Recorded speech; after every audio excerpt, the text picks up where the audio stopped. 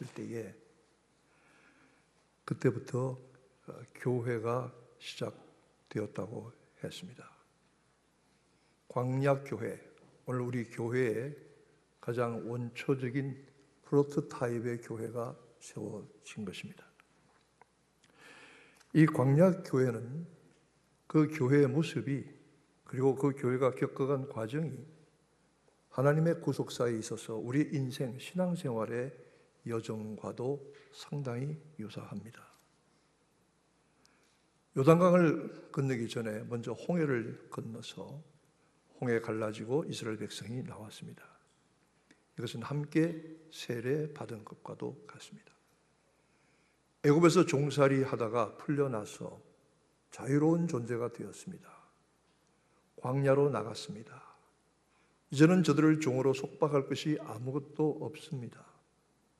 그럼에도 불구하고 저들은 옛 습관 기질에 사로잡혀 있었고 노예 근성을 벗어나지 못하고 있었던 것이죠.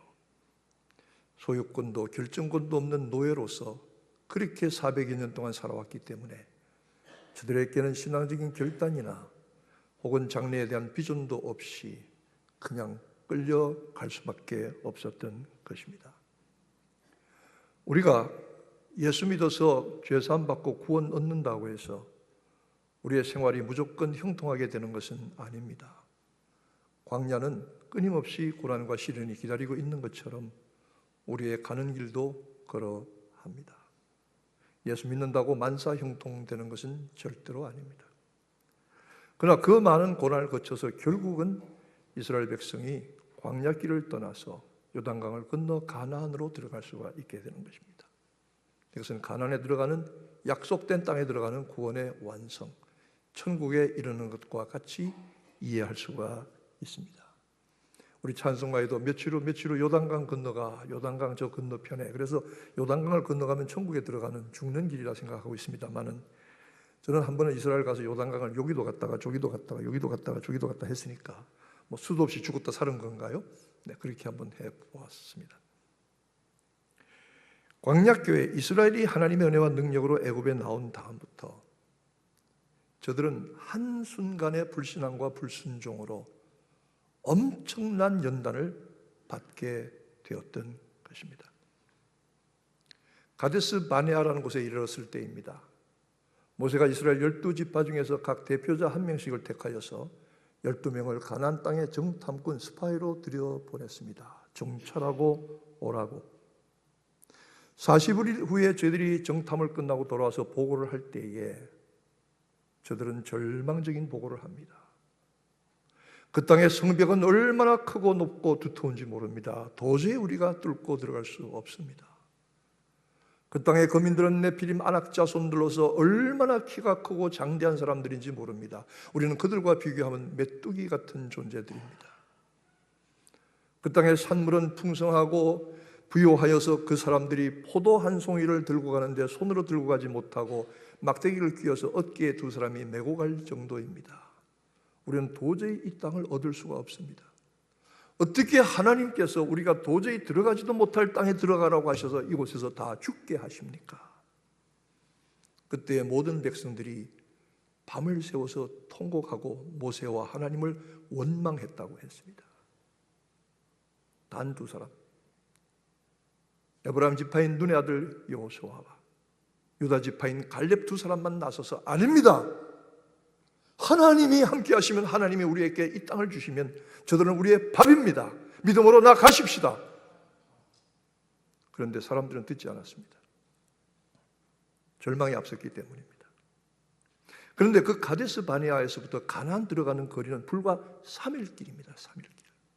아주 먼 길도 아닙니다. 불과 3일 길인데 이들은 그 코앞에서, 가나안의 문턱에서 하나님을 향해, 모세를 향해서 불순종하고 원망하고 저들의 지도자들을 돌로 때려 죽이려고 했기 때문에 하나님은 진노하셨습니다. 그래서 너희들 애굽에서 나온 사람들, 애굽에서 태어난 사람들은 단 한 사람도 가나안에 들어가지 못하리라. 그 노예 근성, 쩌들은 노예 근성, 비굴한 근성 가지고는 결코 들어가지 못하리라. 광야에서 태어난 새로운 세대만 가나안에 들어가리라. 단 두 사람 여호수아와 갈렙은 예외다. 그때부터 이스라엘은 40년 동안 광야에서 방황해야 했습니다. 여러분 이스라엘 한번 가보세요. 그 광야길이 얼마나 흉악한지 가보세요. 모세가 그 뜨거운 광야를 40년 동안 자기 백성을 끌고 여기저기로 가야 했던 것입니다. 단 한 번의 불신앙과 불순종 때문에 일어난 일입니다. 그런데 하나님은 저들을 시련 가운데 보내기는 하셨지만 결코 버리지 아니하셨습니다. 그리고 오늘 여호수아를 통해서 요단강 앞에서 소망 있는 약속을 주시고 다시 한번 여호수아에게 확인시켜 주시는 것입니다. 하나님이 자기 백성을 인도하여 내시고 가나안에 들어가게 하시는 것은 백성들과 역동적인 관계에서 진행하시는 하나님의 역사입니다. 오늘 본문 1절 2절에 보니까 여호수아에게 말하기를 너는 일어나 요단을 건너가라. 일어나 요단을 건너가라. 내가 모세에게 약속한 땅으로 너희들이 들어가라 말씀하십니다. 이 역동적인 관계라고 하는 것은 무슨 관계일까요? 저는 이 관계를 생각해 보았습니다. 이스라엘 백성은 하나님을 향해서 많은 불순종과 불신앙을 가졌던 사람들입니다. 그 모습이 남의 모습이 아닙니다. 바로 우리 자신들의 모습이기도 합니다. 하나님은 저들을 진노하셔서 때로는 많은 사람들을 죽이기도 하셨고 심판을 내리기도 하셨고 광야에서 40년 동안 방황도 하게 하셨지만 하나님은 그러나 결단코 저들을 버리지 아니하셨던 것입니다. 요즘 젊은 사람들이 하는 얘기들이 있다고 연애 비슷하게 하는 사람들한테 너 누구 좋아해? 그러면 썸 탄다 뭐 이런 말이죠. 썸 탄다. 그게 무슨 말이냐? Some kind of something? 이게 말이 됩니까? 마음이 그냥 은근히 끌린다. 뭐 한번 생각이 있는데 그렇다고 내놓고 우리 사귀자 말하기는 좀 그렇고 서로 이렇게 눈치만 슬금슬금 보고 마음에 두고 있는 걸 썸 탄다고 그럽니다. 이 가운데 가장 젊은 성은자매 그 말이 맞아요? 네, 젊은 사람이 맞다면 맞는 거예요. 썸 탄다. 막 좋다고 잡아 당기는 것도 아니고 끌려가는 것도 아니고. 그리고 그 다음에 밀당이라는 게 있대요. 밀당. 밀당이 뭐냐? 저는 꿀로 만든 서탕인 줄 알았더니 밀당이 그게 아니고 밀고 당기는 거랍니다. 남자 여자 연애하다가 한번 잡아 당기기도 하고 한번 놓기도 하고. 저도 좀 써봤습니다만 옛날에 아주 옛날에 안 만나 그랬더니 막 울면서 다가오기도 하고 아니면 삐졌을 때 내가 찾아가서 빌기도 하고 이렇게 밀당입니다. 밀당. 이거 안 해본 사람들은 무슨 말인지 모를 것입니다. 그런데 제가 가만히 생각하니까 하나님이 그 백성과 밀당을 하시는 것 같아요. 이스라엘 백성이 하나님을 불순종하고 불신하고 원망할 때는 저들을 버리시는 것 같고 내치시는 것 같지만 저들이 환난과 연난 가운데 들어가는 것 같지만 시련과 채찍 가운데 들어가는 것 같지만 하나님 버리지 아니하시고 당기시더라 이 말이에요. 이 관계가 얼마나 역동적인 관계입니까? 아주 다이내믹한 관계라고 할 수가 있습니다. 이스라엘 백성이 그들의 긴 불순종과 불신앙의 40년 광야를 마치고 요단강 앞에 섰을 때 하나님은 여호수아에게 말씀하시기를 내가 모세에게 약속한 것처럼 내가 그 조상에게 맹세하여 주리라 한 땅을 네가 얻게 하리라. 네가 얻게 하리라. 내가 네게 주는 땅으로 가라. 우리 신앙생활에도 많은 업 앤 다운이 있습니다.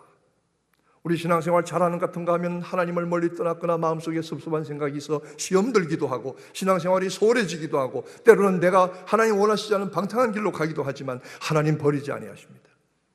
하나님 당겨주십니다. 이게 은혜 아닙니까? 교회가 때로는 자기의 길을 잃어버리고 엉뚱한 곳으로 가거나 복잡한 문제가 생길지라도 하나님은 결코 교회를 놓치지 아니하십니다. 붙들어 주십니다. 우리는 그 약속의 말씀을 믿습니다. 그리고 하나님께서 여호수아를 세워서 모세를 세워서 앞길을 가게 하셨던 것처럼 하나님은 교회 지도자를 세워서 앞으로 가게 하시고 그를 따라 순종한 백성들이 결국은 가나안에 들어가게 하셨다는 사실을 기억하시기를 바랍니다. 우리는 이 약속 위에 서야 합니다. 이스라엘이 모세의 인도에 따라 여호수아를 따라서 가나안에 들어간 것은 하나님의 약속이 성취되었기 때문입니다. 내가 가나안에 들어가고 싶다고 해서 들어간 것이 아니고 들어가기 싫다고 해서 들어가지 않은 것이 아니라 하나님께서 계획하시고 약속하셨기 때문이죠. 아까도 말씀하셨지만 본문 3절에도 마찬가지로 모세에게 말한 바와 같이 무릇 너희 발바닥으로 밟는 곳을 내가 다 너희에게 주리라. 너희 발바닥으로 밟는 곳마다 다 너희에게 주리라. 하나님은 우리 개인이나 교회를 향해서도 그 같은 계획과 약속을 주십니다. 우리는 그 약속을 믿고 강하고 담대하게 나아가야 합니다. 하나님 과거에도 우리를 인도하셨고 앞으로도 그렇게 하실 것입니다. 우리는 그 말씀 위에 서야 합니다. 약속의 말씀을 믿고 가나안에 들어가려는 백성들을 향해서 하나님은 여호수아에게 또 한 번 말씀하십니다. 내가 내 모세를 통해서 너에게 명한 모든 말씀을 지키고 그 말씀에 있어서 좌로나 우로나 치우치지 아니하면, 그리고 그 말씀을 묵상하고 그 말씀대로 행하며 그 가운데로 행하면은, 너희가 마음을 강하게 하고 극히 담대히 하면, 그리하면 너희는 어디로 가든지 형통하리라. 그리하면 내 길이 평탄하게 될 것이라. 아멘. 좌로나 우로나 치우치지 마라. 아무리 힘들고 무슨 말을 들어도 목회자가 가야 할 길이 있고 진실의 길이 있습니다.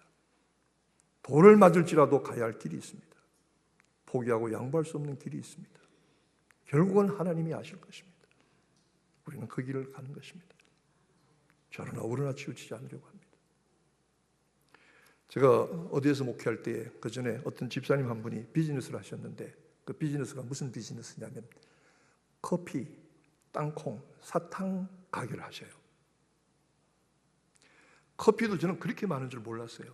뭐 한 40여 가지 그 집에 있는 거더라고요. 근데 그 당시에 제일 비싼 커피는 블루 마운틴이었습니다. 한 3배 정도 더 비쌌어요. 저는 거기서 커피를 여러 가지로 맛봤는데 제가 기억에 남는 커피들이 몇 가지 있습니다. 참 제가 지금도 좋아하는 커피는 콜롬비안 수프림을 좋아하고, 그 다음에 저는 브라질리안 산토스를 좋아합니다. 그런 커피들이 있더라고요. 근데 그거 어떻게 알게 됐는가? 그 집에 갈 때마다 목사님, 그저 어제는 이거 잡숴보셨죠? 지난주엔 저거 드셨죠? 오늘은 이거 드셔보세요. 그 자리에서 끓여주는데 기가 막힙니다. 왜 우리 교회는 그런 비즈니스 하시는 분이 안 계신 거야?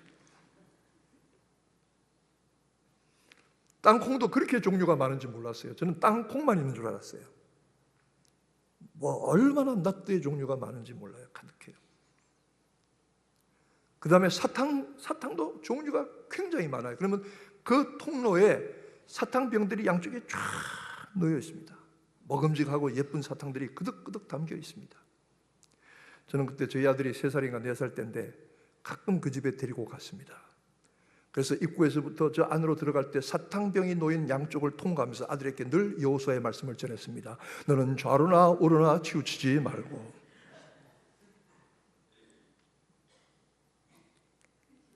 우리가 진리의 길을 따라가면, 무슨 비난을 듣고 돌을 맞을지라도 진리의 길을 가면 결국은 형통하게 되고 결국은 평탄하게 되는 길입니다. 잠깐 굽히고 잠깐 양보하고 잠깐 정의를 감추면 그 뒤에 겪어야 될 훗날의 후과가 큰 것입니다. 오늘 우리는 하나님께서 우리에게 주신 소망 있는 약속의 말씀을 믿습니다.